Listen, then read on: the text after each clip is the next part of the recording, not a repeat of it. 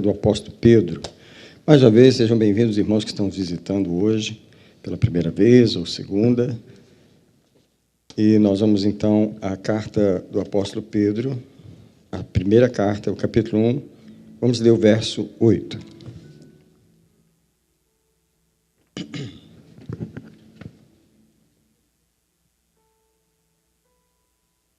O senhor Pedro está perto de Apocalipse, aí se você vier voltando, fica mais fácil de achar.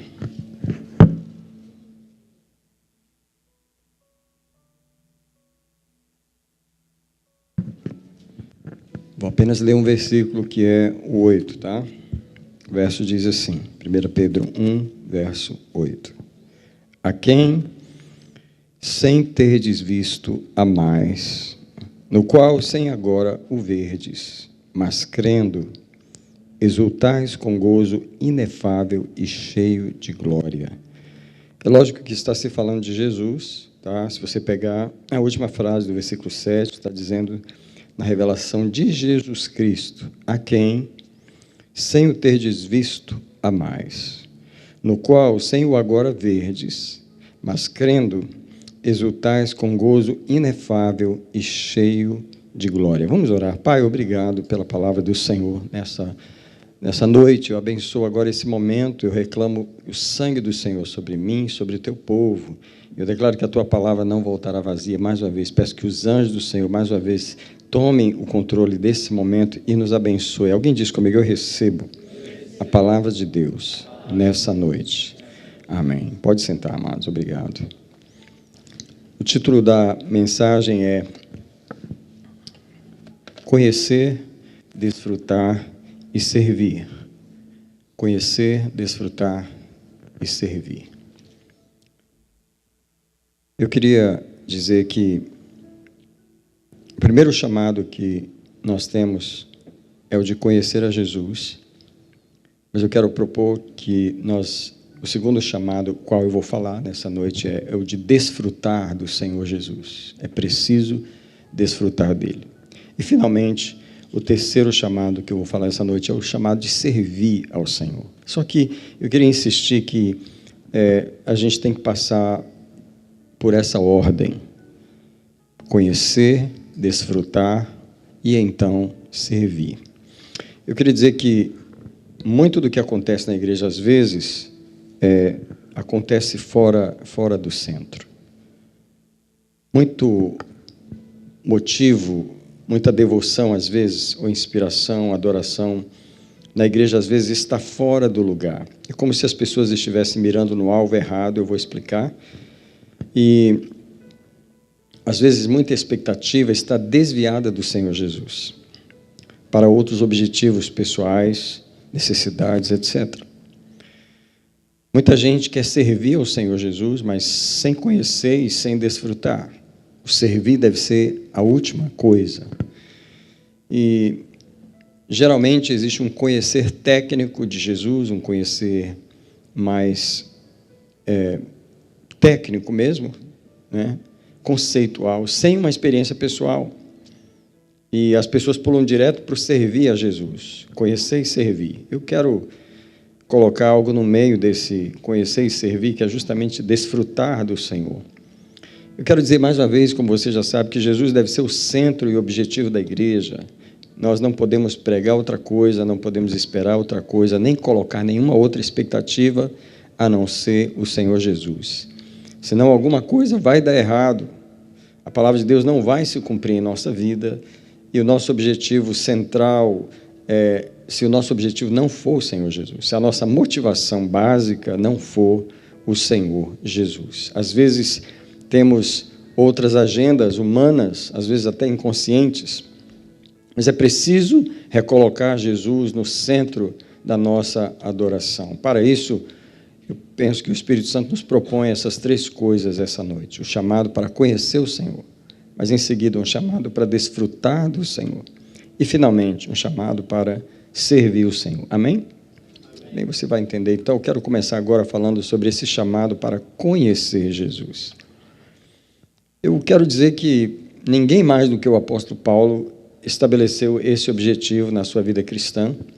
Nos escritos dele, nós vemos claramente Paulo com o objetivo de conhecer o Senhor. Então, quero levar você para esse texto de Filipenses, capítulo 3, o versículo 7 a 10, que é bem conhecido, já li outras vezes em outras pregações. Mas eu penso que ninguém como Paulo falou tanto sobre conhecer a Jesus.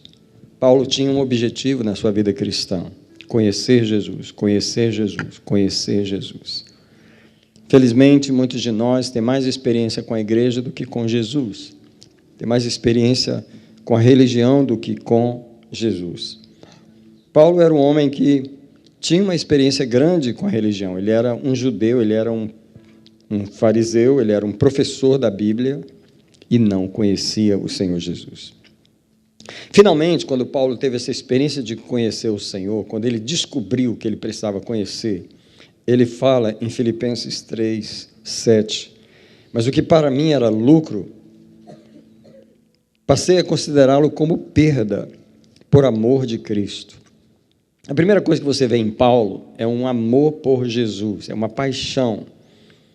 E aí no verso 8 ele diz, na verdade eu tenho como perda todas as coisas pela excelência do conhecimento de Cristo Jesus, meu Senhor. Mais uma vez, pela qual sofri a perda de todas as coisas e as considero como refúgio para que possa ganhar a Cristo. Quer dizer que Paulo, ele, ao estabelecer esse objetivo de conhecer Jesus, ele descobriu que você só conhece Jesus tendo perda de alguma coisa. E a perda que Paulo fala aqui é todo o sabor religioso que estava na boca dele antes. Toda a experiência religiosa que ele teve antes, ele teve que perder. Queria dizer que a razão porque muitas pessoas na igreja não conhecem Jesus é justamente por isso, porque não houve essa perda ainda. A gente já chegou na igreja religioso, a gente já veio de alguma religião, a gente já veio de algum lugar, ou já nasceu num lar cristão, ou já tem as nossas próprias ideias e teologias, e todo mundo tem. É incrível, todos são teólogos. Mas Paulo está dizendo que para ele conhecer o Senhor, ele teve que perder essa experiência. Ele teve que perder tudo. Eu penso que a maior dificuldade de conhecer Jesus é essa perda. E hoje eu vou falar nessa pregação sobre sabor. Eu queria que você, já desde agora, começasse a ter essa imagem do sabor na sua boca. Eu vou dizer, por exemplo, quando você está chupando uma laranja e você está com o sabor da laranja na boca, não tem como você, chupando uma laranja, desejar ardentemente comer uma maçã, por causa do sabor que está na sua boca. E aqui está a grande dificuldade: como é que eu vou conhecer Jesus se eu já tenho um sabor da religião na minha boca? E o sabor é mais forte, ele já está ali. Então, eu quero falar de sabor, porque a parte do meio dessa mensagem, que é o desfrutar, é justamente isso. Você precisa ter o gosto dele na boca. Mas Paulo, ele diz, eu perdi todas essas coisas, eu perdi o sabor que eu tinha na minha boca do judaísmo, eu perdi tudo aquilo. E aí Paulo continua, verso 9, eu quero ser achado nele, não tendo como minha a justiça que vem da lei, mas a que vem pela fé em Cristo. Paulo está centrado em Cristo, Paulo está olhando para Cristo. E no verso 10, Paulo diz mais uma vez, eu quero conhecê-lo, e o poder da sua ressurreição, e a participação dos seus sofrimentos, conformando-me a ele na sua morte. É um conhecimento que transforma Paulo, não é um conhecimento técnico. Quantos aqui foram para a high school e aquilo não mudou nada na sua vida? Apenas um monte de informação na cabeça. A religião, para nós, muitos de nós, é isso, um monte de informação que não transformou a gente. Paulo falou, não, eu quero conhecê-lo, o poder da sua ressurreição, a participação dos seus sofrimentos, conformando-me a ele. É um conhecimento que transforma você, só transforma você, se você estiver desfrutando desse conhecimento. O sabor tem que estar na sua boca para ele poder te transformar. Então, tem que haver um conhecimento experimental, modificador, não é um conhecimento técnico. Não é um conhecimento técnico. Eu queria falar sobre o lado técnico do conhecimento de Cristo. Quer dizer que a igreja sempre ouviu muitas pregações, muitas, incrível. A irmã acabou de falar de mais uma pregação que ela achou na internet, foi olhar, tinha 56 atrás daquela, e é incrível como que a igreja sempre ouviu muita pregação, e eu acredito que em nenhuma outra época da igreja o povo ouviu tanta pregação igual hoje, por causa do YouTube, por causa do Facebook, por causa do Instagram, por causa das formas que as pregações estão disponíveis. Você está dirigindo o carro e ouvindo pregação. Você está trabalhando, ouvindo pregação. Você está tomando banho e ouvindo pregação. Incrível. Na época do apóstolo Paulo não era assim. Na época de 100 anos atrás não era assim. As pessoas não ouviam tanta pregação. E a questão é, depois de tanto conhecimento técnico, depois de tanto ouvir tanta pregação, as pessoas não têm uma experiência com Jesus, não estão vendo uma experiência com Ele, uma paixão por Ele, um desfrutar dEle. Eu te pergunto, qual é o problema? A questão é que todo esse conhecimento é técnico. Eu quero trazer para você Jó 42, versículo 5, ele é muito básico na minha mensagem hoje, porque é o testemunho da conversão de Jó, um homem que era crente antes de dar esse testemunho. Um homem que era crente, um homem que era temente a Deus. Aliás, ele era famoso por ser um homem justo, tá? Porém, no capítulo 42, que é o final do livro, o último capítulo, depois de toda aquela experiência e tantos discursos sobre Deus e tanta religião discutida, Jó chega na palavra mais importante para mim desse livro. As palavras mais importantes do livro para mim de Jó são essas palavras de Jó 42, versículo 5. Ele diz: antes eu ouvia falar de ti, mas agora os meus olhos te veem. Presta atenção. Duas frases muito simples que resumem o que eu prego essa noite. Eu ouvia falar de ti. O que é ouvir pregação, se não ouvir falar de Jesus? Isso não quer dizer que eu estou vendo a Ele com os meus olhos. É mais fácil, é mais correto eu dizer que eu estou vendo Jesus pelos olhos de alguém que está pregando. Eu estou ouvindo, ouvir é ver Jesus com os olhos de outra pessoa. É isso que é.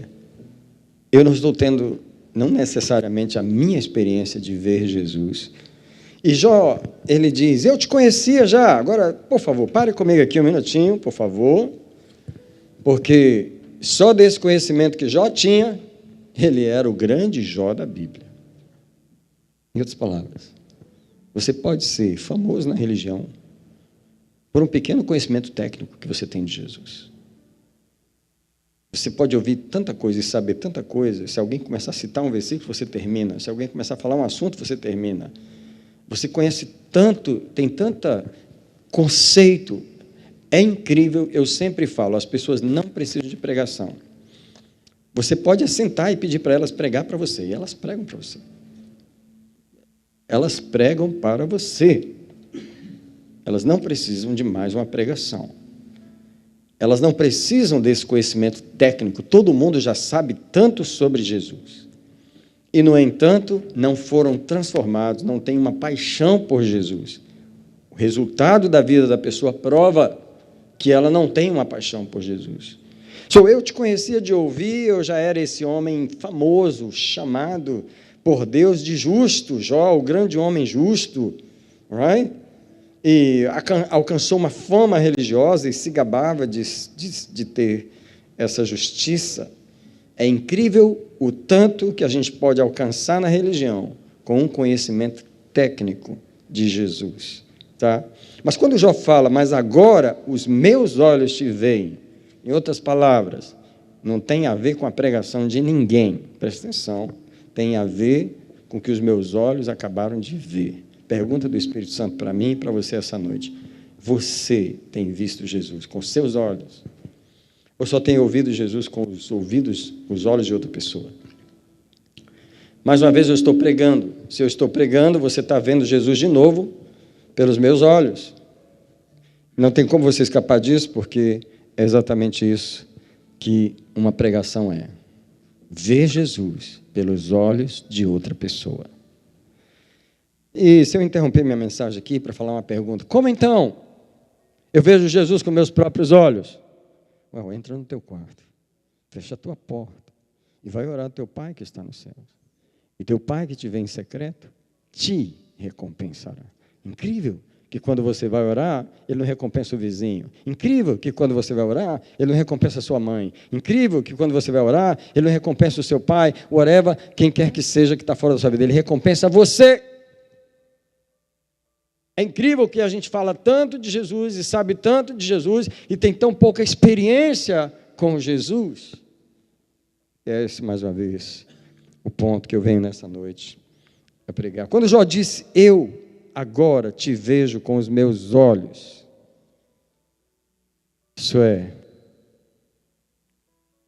o que me transforma não é o que eu ouvi de alguém, é o que os meus olhos viram, tá? É o que os meus olhos viram. E eu quero dizer que ninguém vai ver Jesus se você não for buscá-lo no seu quarto de oração para ter a sua experiência com Ele. Então, nesse primeiro ponto, eu falei sobre conhecer Jesus, o chamado para conhecer. Eu falei do conhecimento de Paulo, que Paulo abriu mão do outro sabor para ele poder ter esse sabor de Jesus na boca dele. Eu queria perguntar, como que está o sabor de Jesus na sua boca?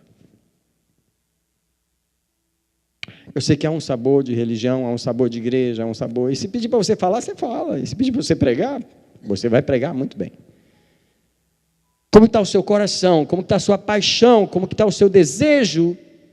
Porque agora eu vou passar para o segundo ponto da minha mensagem, que é o chamado para desfrutar de Jesus.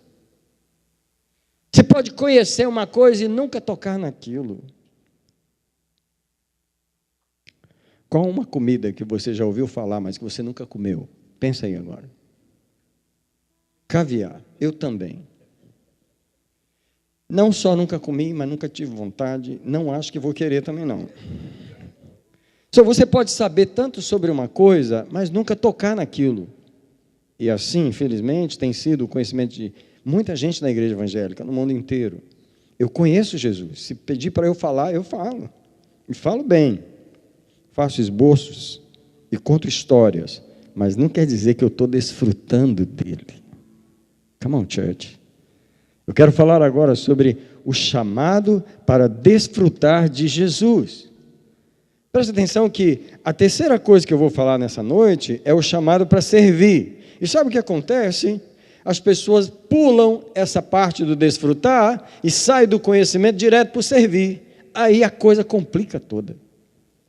Porque se serve um Jesus que se conhece Ele tecnicamente, que não se tem uma experiência com Ele. E esses são os problemas que acontecem no serviço da igreja. Eu quero dizer que o chamado para desfrutar é esse lado que os meus olhos veem a Jesus. Ei, ver com os olhos é desfrutar de Jesus, numa experiência pessoal e apaixonante. Escuta, você que está olhando para mim, escuta mesmo, você que está olhando para mim, porque você entrou aqui de novo. Você veio ouvir mais uma pregação. Eu sei que você está aqui. E você gosta de ouvir pregação. Eu quero te perguntar se você está desfrutando de Jesus. Qual o prazer que você está tendo nele? Eu vou lá, porque o pastor Daniel, ele prega bem. Eu já ouvi umas pregações dele, eu gosto. E eu vou lá ouvir mais uma. Eu quero saber se você desfruta de Jesus. Que você está aqui para ouvir uma pregação, eu sei. E na hora que eu subir, vamos ver o que vai vir aí. Mais uma pregação do pastor.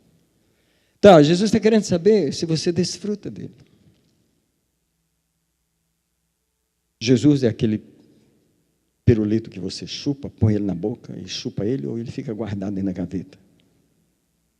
Você sabe que ele está lá. Qual o prazer que há na sua relação com o Senhor? Você está tendo uma vida de oração, de desfrute de Jesus. Sabe o que acontece comigo? Eu sempre falo para vocês, e não é para me gabar, é só porque é a minha experiência. Quando eu chego do domingo, que é 2 cultos, e eu fiz o que domingo? Preguei 2 vezes, fiz louvor, e fiz um monte de gente, e orei para um monte de gente, fiz um monte de coisa da religião. E quando eu chego em casa, depois do meu café, eu vou para a igreja. quando não tem ninguém lá. Por que eu vou para lá se eu passei o dia lá? Alguém podia dizer assim, uau, está cansado da igreja, você aí ama a igreja, misericórdia. Passou o dia lá e agora vai voltar para lá. Não. Eu estou indo para lá porque agora é a minha hora de desfrutar dele, para mim. Na verdade, o povo me distraiu dele o dia inteiro. Eu tive que pregar para o povo, eu tive que orar pelo povo, eu tive que abençoar o povo, eu tive que lidar com o povo. Não quer dizer que eu não estava desfrutando dele, mas quer saber qual é a melhor hora? É a hora que não tem ninguém dentro da igreja. E eu estou indo lá justamente porque não tem ninguém lá. E agora eu posso desfrutar dele. Eu queria te perguntar se você tem esse prazer. Você tem essa igreja secreta particular? Uma igreja particular. Quem tem igreja particular aqui? Não estou falando dessa. Essa é a igreja comunitária. Esse é o tempo comunitário, esse é o tempo da comunidade, em que a gente vê os irmãos e é bom ver eles aqui. Mas e aquela particular, que só tem você? Onde você entra para você beber dele. Você tem isso? Ou Jesus termina aqui, na comunidade? O Jesus da comunidade, não dá para desfrutar ele de uma forma muito pessoal. Muito pessoal. Porque eu não faço orações aqui que eu faço lá. Eu não faço. É muito pessoal. É um desfrutar muito pessoal. Esse é o lado da experiência que tem consequências para mim. É como quando você come uma refeição e ela tem um efeito em você. Para começar, além da nutrição, ela enche a sua barriga. Não é dizer para mim que você vai comer e vai ficar com a barriga vazia. Comeu 2 horas sem parar e a barriga está lá embaixo? Não. A primeira consequência é que a barriga incha. Quando você come algo, tem uma consequência em você. Não vai falar para mim que você passa meia hora chupando melancia e sua barriga não enche d'água. Meu Deus do céu. Come melancia, come bastante. Vai te dar uma barriga d'água. Quem já teve essa experiência? Eu amo melancia. Quando a gente começa a comer, não quer parar mais. E aí o que acontece? Caroço e água. Quando você come algo, aquilo tem uma experiência em você. Agora, escuta, que coisa é essa que você pode falar tanto de Jesus, mas não tem uma experiência em você? Isso é desfrutar. Eu estou falando de você desfrutar. Esse é o lado emocional para mim, é o lado que me afeta, me move, me inspira, me transforma, me molda. É o lado que Jesus não é só um conceito, mas ele é uma refeição que eu tomo, eu sinto o sabor, eu começo a gostar, eu passo a desfrutar dele, ele se torna um prazer que me afeta, é um prazer que me emociona. E o que me emociona me vicia. Eu queria perguntar, até quando, até onde Jesus mexe com suas emoções pessoais? Até onde? Até que ponto ele dá água na sua boca? Até que ponto? Até que ponto ele mexe e você se apaixona e conecta com ele pessoalmente? Até que ponto Jesus é um sabor para você apreciar, desfrutar e degustar? Eu quero dizer que não se aprende a desfrutar de Jesus ouvindo pregação dos outros. Você tem que ir para o quarto, ter uma comunhão pessoal com Ele, experimentar o mover dEle em você. Se Jesus não tem a chance de mover nas suas entranhas, dentro de você, você não vai desfrutar dEle. Ele vai continuar sendo apenas um conceito religioso.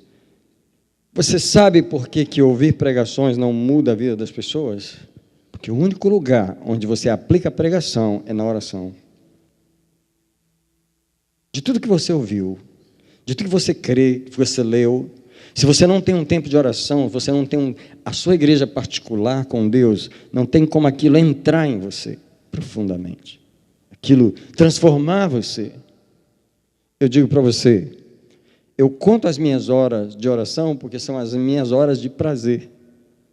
São as minhas horas de desfrute com o Senhor. Sabia que Deus me forma mais no meu quarto de oração do que na igreja? Sabia que Deus opera mais em mim, no meu quarto de oração, do que nos cultos da igreja? Sabia que Deus, Ele quer um encontro pessoal, onde eu desfruto do Filho dEle lá pessoalmente, é lá que Ele me molda, é lá que aquela comida tem um efeito em mim. Quero dizer que isso é conhecer Jesus com seus próprios olhos, não só de ouvir falar. E eu quero dizer que é esse ponto que as pessoas pulam e vão direto para o servir. Elas conhecem um Jesus de ouvir na tecnicalidade da religião, e elas conhecem o Jesus que está em 2 Coríntios 3,6. Eu quero caminhar nesse versículo um minutinho. Paulo fala de um tipo de experiência religiosa que está em 2 Coríntios 3,6. É a questão de compreender as coisas na letra. Em 2 Coríntios 3,6, Paulo diz assim: o qual nos capacitou para sermos ministros de um novo pacto, mas olha só, não um pacto da letra. Espera aí, e tem esse pacto da letra? Eu não sabia que tinha isso. Paulo fala, não o pacto da letra, mas do Espírito. Uau, tem dois tipos de coisa aqui acontecendo. Porque a letra mata, mas o Espírito vivifica. E a letra é exatamente isso, esse conhecimento técnico, essa coisa sem vida, que não foi degustada e que não tem efeito na pessoa. E Paulo está dizendo que a letra mata, além de já não ter vida nela, ainda termina matando. Eu queria até perguntar, o que a letra mata? Já se fez essa pergunta? Não sei se você já leu esse verso alguma vez. Fica aí, mas se você puder, bota um dedinho aí e volta 3 páginas em Romanos 7, versículo 6, que Paulo fala a mesma coisa com outras palavras. Romanos 7, 6, ele fala isso aqui. Mas agora, libertos da lei, Romanos 7, 6, havendo morrido para aquilo que estávamos retidos, para servirmos em novidade de espírito e não na velhice da letra. Uau! A letra não somente mata o conceito, mas ele fica velho também. E aí ele fala que existe essa outra opção, que é na novidade de vida, no Espírito. Em Coríntios 3,6 ele fala, não na letra, mas no Espírito que vivifica. Eu queria dizer que o que a letra mata, isso é a tecnicalidade da religião, a teoria da religião, ela mata a profundidade da relação que nós temos que ter com Jesus. Presta atenção. Eu queria mostrar para você como Jesus vê a nossa relação com Ele. É uma relação muito possessiva e muito profunda, que vai nas nossas entranhas e muda os nossos amores, e muda as emoções da gente, muda o gosto pessoal. Sabe, a letra não tem o poder de descer nessa profundidade do coração humano. Só o Espírito pode descer lá. Por isso Paulo está dizendo, eu não quero servir Jesus, desfrutar de Jesus na letra, eu preciso desfrutar dele no Espírito, por causa da profundidade que essa relação exige. Vou te mostrar a profundidade que Jesus desceu. Ele não desceu 30 centímetros, não. Ele não desceu 2 metros, não. Ele desceu alguns quilômetros aí. Em Mateus 10, Jesus fala da profundidade que Ele quer ter a relação conosco. Aliás, Ele não abre mão desse tipo de profundidade na relação.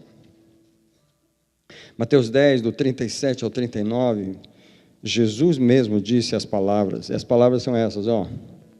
Quem ama o pai ou a mãe... peraí, já mexeu com meu pai? Quem ama o pai ou a mãe mais do que a mim, não é digno de mim. Peraí, como é que essa relação com Jesus desceu ao ponto, dentro de mim... Escuta, quem ama mais a mamãe aqui do que... Quem ama alguma coisa aqui mais do que a sua mãe? Quando você está em maus momentos, você liga para quem? Mesmo depois de adulto. Ei, essa relação aqui é muito profunda. Aliás, a gente veio de dentro dela, não é? A gente se alimentou no corpo dela quando era bebê. Essa relação aqui é muito profunda, hein? E o que Jesus fala? Se alguém amar a mamãe mais do que a mim, não é digno de mim. Espera aí, Jesus foi longe aqui. Jesus desceu aqui. Ó. Ele passou da minha relação umbilical. Ele passou da minha relação uterina. Ele desceu mais profundo. Ele falou, que tipo de relação você tem comigo? Que a sua mãe continua sendo mais importante. Ou que o seu pai continua sendo mais importante. Ou que as suas relações humanas têm mais valor emocional para você do que essa relação que você tem comigo. Vamos terminar de ler o versículo, ele é um dos mais fortes. Se alguém ama pai ou mãe mais do que a mim, não é digno de mim. E se alguém ama... agora piorou. Se alguém ama filho ou filha mais do que a... Agora pegou. Não existe relação.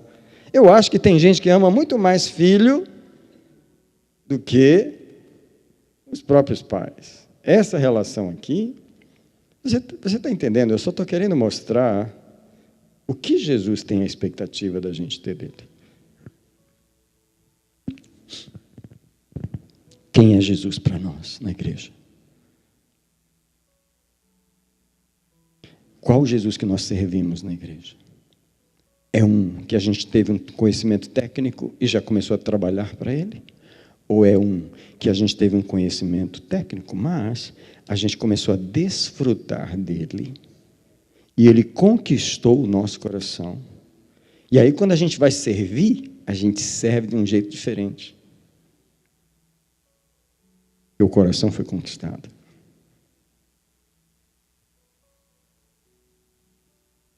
Conhecer, desfrutar e servir. Jesus continua, verso 38. Quem não toma a sua cruz e não segue após mim não é digno de mim. Quem achar a sua vida, perdê-la-á. E quem perder a sua vida por amor de mim. Você tem que apaixonar por Jesus de um tanto que você abre mão da sua própria vida por Ele. Olhe para mim, eu sei que você já está olhando, mas quando eu falo assim é porque... qual é a pessoa que a gente diz que é central na igreja? Qual é? Qual é essa pessoa que a gente diz que é o Rei dos Reis, o Senhor dos Senhores, que é o nosso Salvador, que é o nosso Senhor? O que a palavra de Deus está perguntando hoje é qual a nossa relação emocional com Ele? Qual o sabor dele que está em nossa boca? Qual o desejo por Ele? Qual a centralidade dele? Qual o relacionamento mais forte em nossa vida? Ontem, hoje e amanhã. Qual o relacionamento mais forte? Qual aquele que predomina? Qual aquele que vai determinar as respostas? Eu não sei se você lembra o pastor que pregou domingo passado, ele falou da visão da irmã que teve alianças. Aliança tão fina.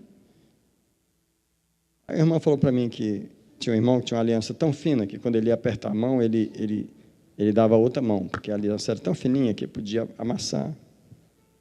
A aliança de algumas pessoas com Jesus é tão frágil que não suporta certas pressões. No entanto, ele está dizendo, aprenda a desfrutar de mim. Ei, não só me conheça tecnicamente pelas pregações, aprenda a desfrutar de mim. Quem eu sou na sua boca? Você tem o sabor de mim? Você está degustando? Eu queria perguntar aqui, não precisa responder não, mas pensa comigo, qual a comida que você aprendeu a gostar? Gostar, que qualquer dia que fizer para você, pode fazer, porque eu amo aquela comida. Deixa eu te perguntar, por que você aprendeu a gostar tanto? Porque você desenvolveu um gosto, pessoal, um sabor. Você desenvolveu uma experiência por aquela refeição.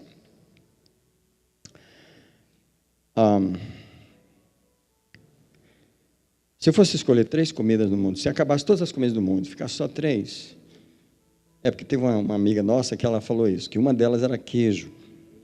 Um mundo sem queijo para ela não existe, não tem razão para viver num mundo que não tem queijo.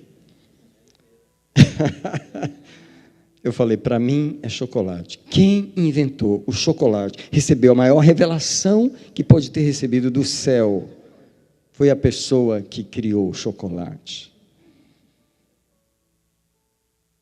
Eu me lembro que eu como chocolate na minha vida desde que eu era criança. Eu acho que a coisa que eu mais comi na vida foi chocolate. Comi chocolate no meu passado, continuo comendo hoje. Eu garanto que eu vou continuar comendo no meu futuro chocolate, porque eu desenvolvi uma relação profunda com esse alimento. Jesus está perguntando, eu sou assim para você? Eu sou esse sabor que você desenvolveu? Ou eu sou apenas um conceito religioso que se vier um sabor de... se vier um outro sabor, ele ganha de Jesus.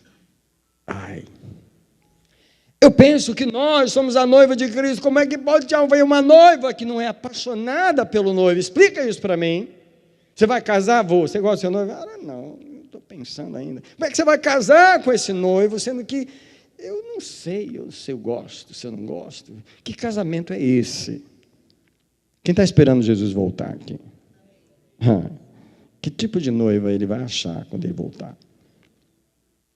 Eu quero dizer para vocês, eu sou um pastor, eu cuido da igreja, eu não quero gostar da igreja. Não se sinta mal comigo, mas eu não quero me apaixonar por vocês. Porque a Bíblia não me diz para amar vocês, apaixonar por vocês. Eu encontro muitos pastores apaixonados pelas igrejas, apaixonado pelo servir. Não. Eu quero aprender a desfrutar de Jesus. Eu quero que ele seja, na minha linguagem, o meu chocolate. Entendeu? Essa comida que eu tenho prazer de desfrutar dela. Presta atenção, porque até agora eu não mencionei o versículo original que eu li, o primeiro que eu li essa noite. Você lembra? Alguém deve ter perguntado assim, o pastor esqueceu do versículo que ele leu? Em 1 Pedro 1,8. Eu quero voltar nele agora. Presta atenção, olha que palavras. Sabe por quê? Quando eu estava em oração, que eu me lembrei desse texto, eu me lembrei justamente dessa mensagem. O texto diz em 1 Pedro 1,8, o qual, sem o terdes visto, amais.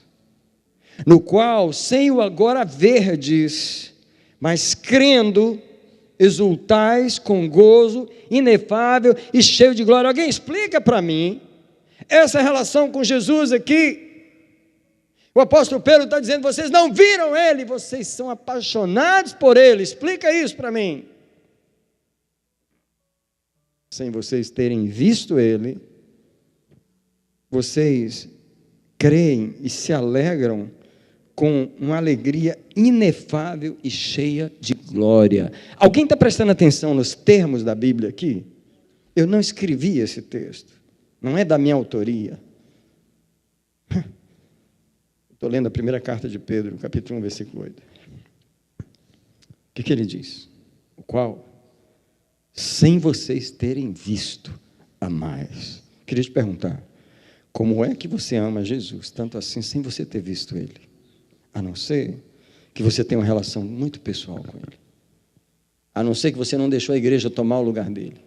A não ser que você não deixou o seu casamento tomar o lugar dele. Você não deixou isso e aquilo outro tomar o lugar dele. Você ama ele sem ter visto. Sem o conhecer, vocês se exultam, alegram com uma alegria inefável e cheia de glória. Eu gostaria de ver a igreja mais apaixonada por Jesus. Quem concorda comigo? Eu gostaria de ver a igreja mais decidida, mais tendenciosa, mais caída para o lado de Jesus do que para o lado das outras coisas. Escuta, uma das coisas que a gente gosta é dos irmãos. Que bom, a gente tem que gostar mesmo. Se reunir como irmãos, especialmente se tiver comida. Aí vai ficar bom, mas bom assim de tudo. O culto que tem comida parece que é o melhor, não sei. A gente fica lá. E outra coisa, o culto terminou e o pastor tentando terminar o culto cedo, aí você termina, aí vai comer, aí ninguém quer ir embora. Ninguém quer ir embora. Por quê? Porque a gente gosta de ficar uns com os outros. Mas nós não podemos amar uns aos outros mais do que Jesus. Come on.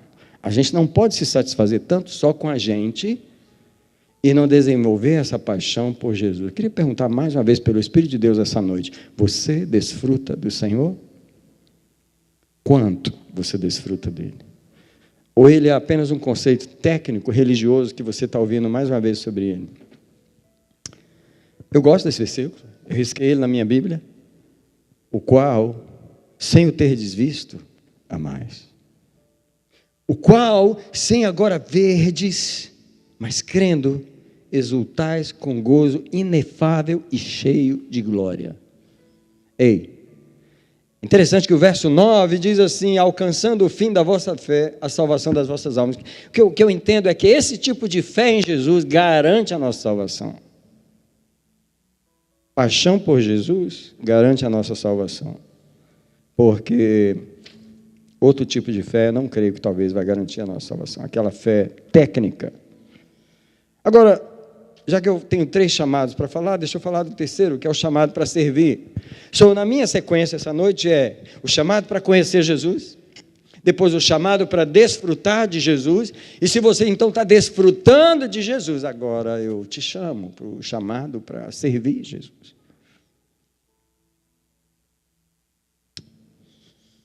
Porque Jesus rejeitou uma pessoa que se ofereceu para servir a Ele. Gente, explica para mim. Nós estamos aqui evangelizando, eu estou pregando para você servir Jesus. Aí chega um cara, se oferece Jesus. I don't know. Mateus 8, 19. Eu estou falando de servir. O rapaz chegou para Jesus para servir. Aproximando-se um escriba, disse-lhe: mestre, seguir-te-ei para onde quer que fores. O rapaz estava empolgado. Mateus 8, 19. Verso 20. Respondeu-lhe Jesus: as raposas têm covis, as aves do céu têm ninhos, mas o Filho do Homem não tem onde reclinar a cabeça. É como se Jesus já estivesse dizendo: você quer me servir, mas eu acho que eu não vou ter onde reclinar a cabeça em você. Eu acho que você está olhando mais para o meu ministério, você está olhando mais para essa coisa que eu estou fazendo do que para mim. Eu não vou ter um lugar de pouso em você. Come on, church. Chega de Jesus não ter lugar em nós. Come on, church. O que a gente vai celebrar domingo? De novo. Natal. Qual o lugar que Ele tem em nós? O ano inteiro você passou apaixonado pelo quê na igreja?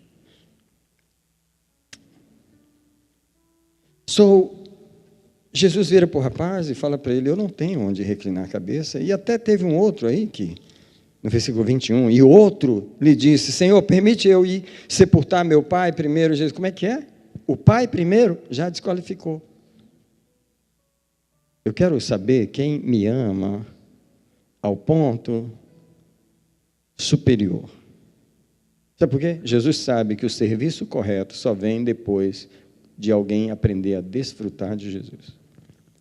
Quem não aprender a amar Jesus mais do que o serviço, sabe o que vai acontecer? Vai se apaixonar pelo serviço, vai idolatrar o serviço e vai se realizar no serviço e não em Jesus. Um dia eu perguntei para um pastor: se você não tivesse ninguém para pregar, ninguém para ensinar, você ia orar? Ele ficou chocado, porque ele percebeu que tudo que ele fazia era por causa das pessoas. A oração toda que ele tinha era para poder pregar. E se ele não tinha mais ninguém para pregar, se ele não tinha mais ninguém para evangelizar... Olha, eu gosto de pegar os crentes na armadilha, viu? Eu gosto de pegar crentes na armadilha. Vou te mostrar uma. Chama um crente aqui, qualquer um deles. Ó, irmão, domingo que vem você vai pregar no culto. Ele vai orar a semana toda. Mas ele vai orar porque tem que pregar.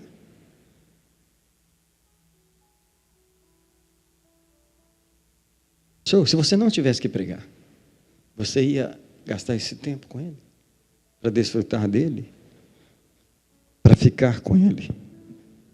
Eu não quero me apaixonar pelo serviço de Jesus. Eu não quero me realizar no serviço. Eu quero me realizar em Jesus. Tem algumas pessoas na igreja que, se você tirar o serviço delas, a fé delas morre. Espera aí, como é que é? Se você tirar o serviço dela... Aliás, eu ouço as pessoas falarem isso. Incrível, é tão inconsciente que as pessoas terminam falando e falando publicamente. Se eu não fizer nada para Deus, eu morro. Eu falo, como que é? Se eu não fizer nada para Deus, eu morro. Não falo igual. Não pode ser. A sua vida não pode ser o serviço. A sua vida tem que ser o desfrutar dele. Nós não fomos chamados só para servir, mas para desfrutar do Senhor. Então, eu quero terminar minha mensagem. O serviço correto, ele flui desse desfrutar de Cristo na vida diária, tá? Esse desejo por Jesus, nesse apego sincero e fervoroso, em outras palavras, num coração conquistado por... Irmãos, eu digo para vocês que eu tive um privilégio. Na minha casa foram 6 filhos, eram 8 lá em casa, 3 meninos e 3 meninas. Filhos de um pastor, crescemos todos na igreja.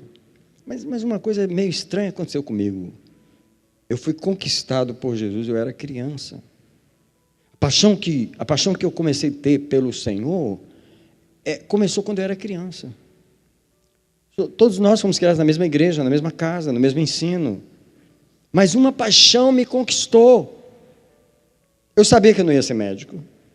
Eu era pequeno, eu já sabia que eu não ia ser engenheiro. Não adianta eu tentar fazer engenharia, porque eu não vou usar isso.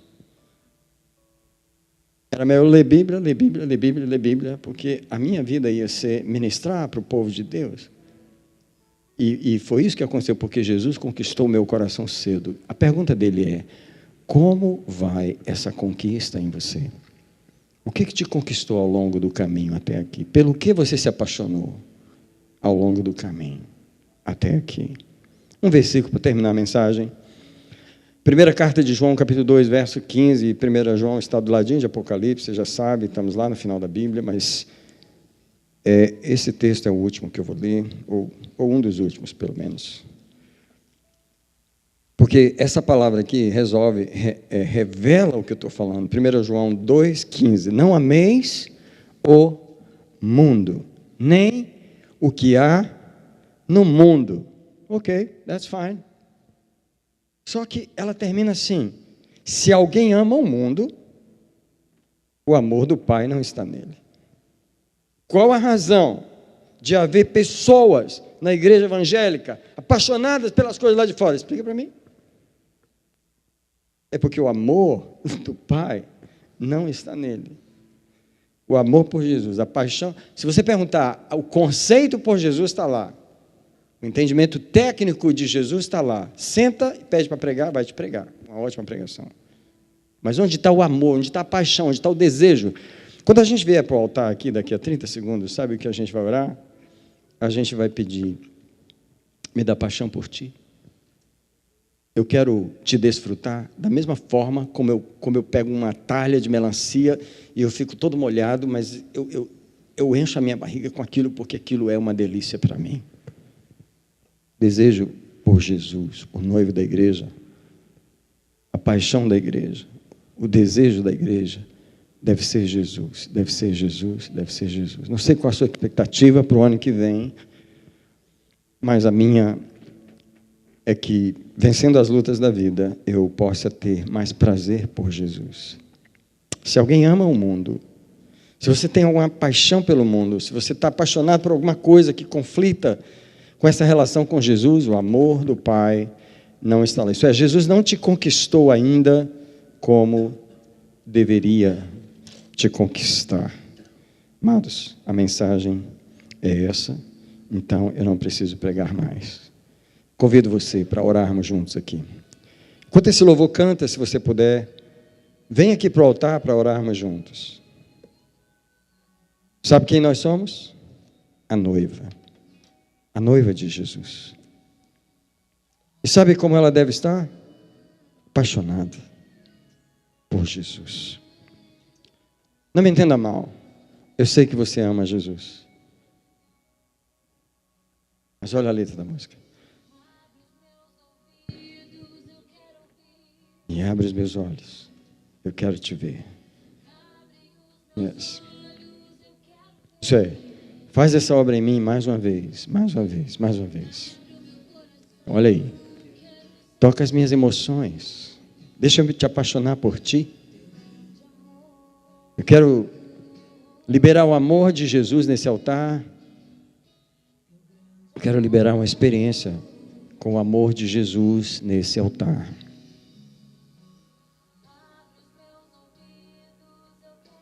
Eu quero liberar que o Senhor nos conquista novamente nesse altar, mais uma vez. E você pode dizer para Ele, se você quiser: eu sou tua noiva, eu sou suposto ser apaixonado por ti. Eu sou suposto te amar mais do que qualquer coisa na minha vida. Essa relação é suposto ser a mais profunda, a relação dominante. A relação dominante. E aí você pode dizer muito propriamente: eu quero me apaixonar. Oh, só a noiva pode falar isso, só a noiva. Quero me desesperar outra vez.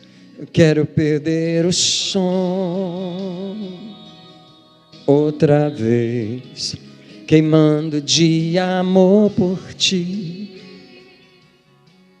Toca minhas emoções. Eu quero me apaixonar outra vez. Eu quero me desesperar outra. Tu, Jesus, quero perder o som outra vez, queimando de amor por ti.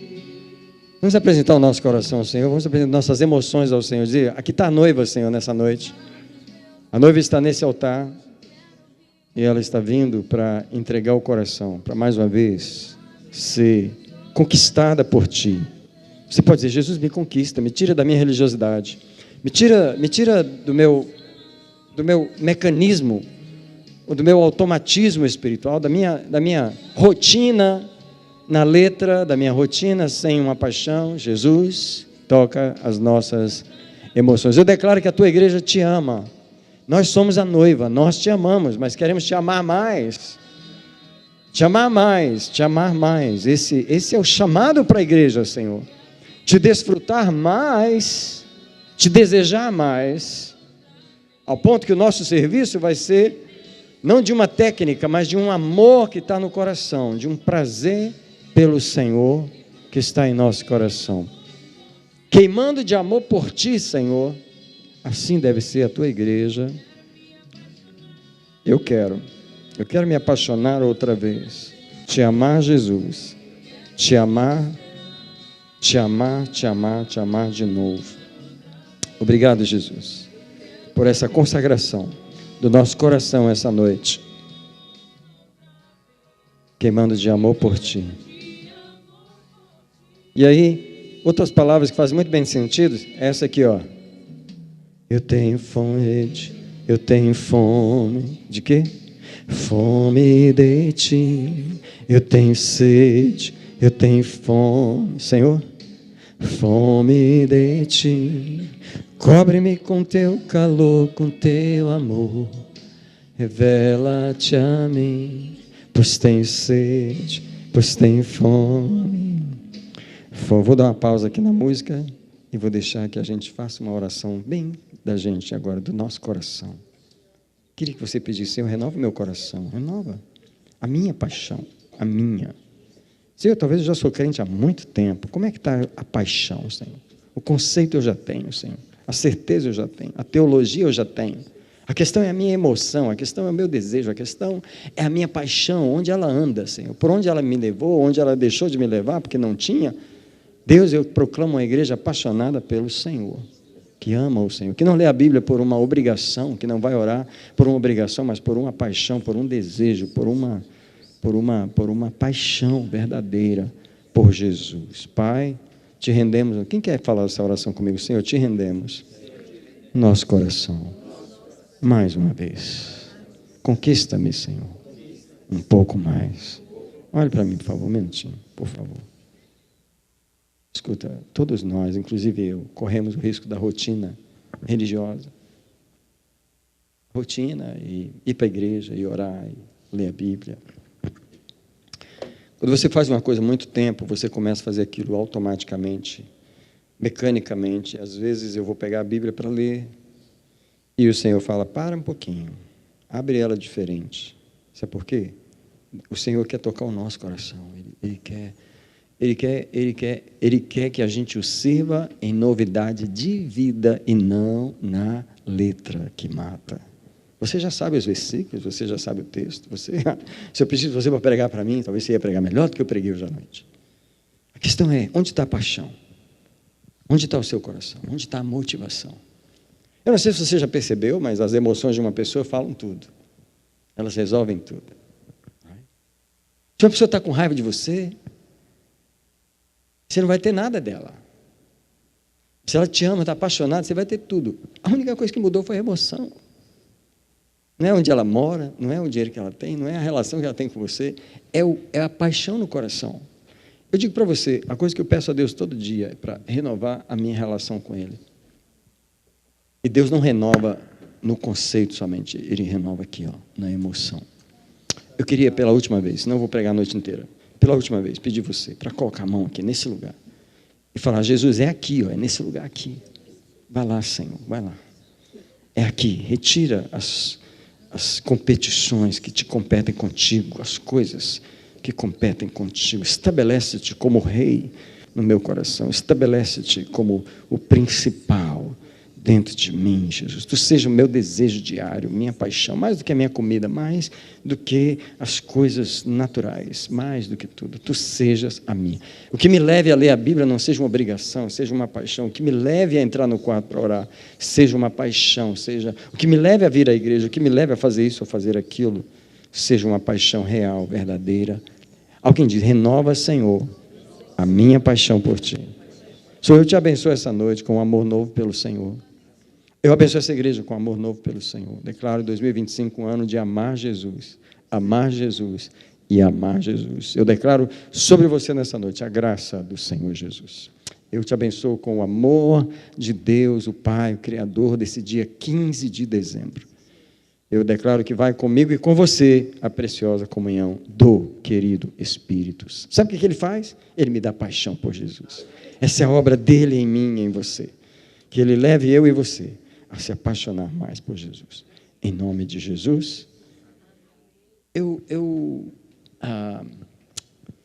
queria uma bênção.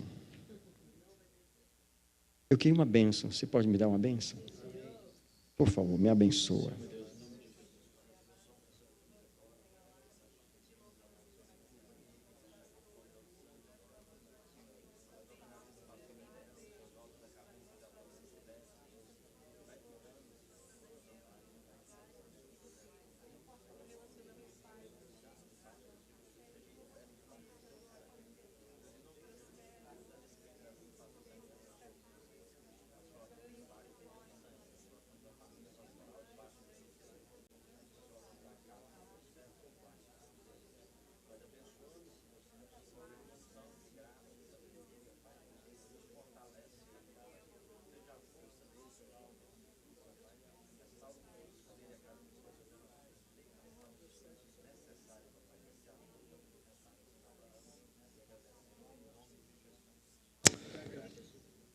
I love you.